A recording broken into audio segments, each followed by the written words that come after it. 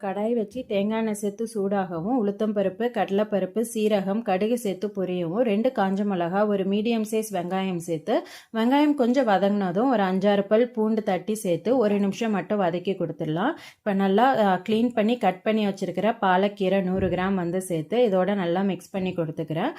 கீரைக்கு தேவையான உப்பு எதுவுமே இப்போ நான் சேர்க்கலை. கீரை வதங்கினதுக்கப்புறமா குவான்டிட்டி வந்து கம்மியாயிரும். ஸோ இப்போ உப்பு சேர்த்தோம் அப்படின்னா உப்பு அதிகமாகிறதுக்கு கூட சான்ஸ் இருக்குது. ஸோ ஜஸ்ட் நல்லா மிக்ஸ் பண்ணி கீரை வந்து வேக விட்டுடலாம். தண்ணியும் எதுவுமே தெளித்து விட வேண்டாம். கீரையிலேருந்தே ரிலீஸ் ஆகிற தண்ணியிலே கீரை நல்லா வெந்துடும். கொஞ்சம் நல்லா வேக ஆரம்பித்தோன்னே இதை பாருங்கள், தண்ணி வருது, இதுலேயே கீரை வெந்துடும். ஜஸ்ட்டு நம்ம அப்பப்போ வந்து மிக்ஸ் பண்ணி கொடுத்தா மட்டும் போதும். இப்போ கீரை நல்லா வதங்கிருச்சு. இதுக்கு தேவையான உப்பை சேர்த்து இன்னும் 1 நிமிஷம் மட்டும் இதை நல்லா மிக்ஸ் பண்ணி கொடுத்துக்கலாம். அவ்வளோதான், கீரை நல்லா வந்து வெந்துருச்சு. டோட்டலாகவே வந்து ஜஸ்ட் ஒரு 3 மினிட்ஸ் தான் ஆயிருக்கும் இந்த கீரை எல்லாமே வந்து வேகிறதுக்கு.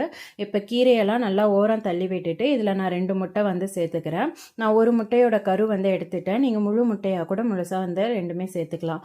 இப்போ இந்த முட்டைக்கு மட்டும் தேவையான உப்பு, பெப்பர் பவுடர் சேர்த்து கீரையோடு இல்லாமல் ஜஸ்ட்டு முட்டையை மட்டும் நல்லா மிக்ஸ் பண்ணி கொடுத்து முட்டை கொஞ்சம் வெந்ததுக்கு அப்புறமா கீரையோடு சேர்த்து ஃபுல்லாக வந்து மிக்ஸ் பண்ணி கொடுத்துடலாம். அவ்வளோதான், பாலக்கீரை முட்டை பொரியல் ரெடி.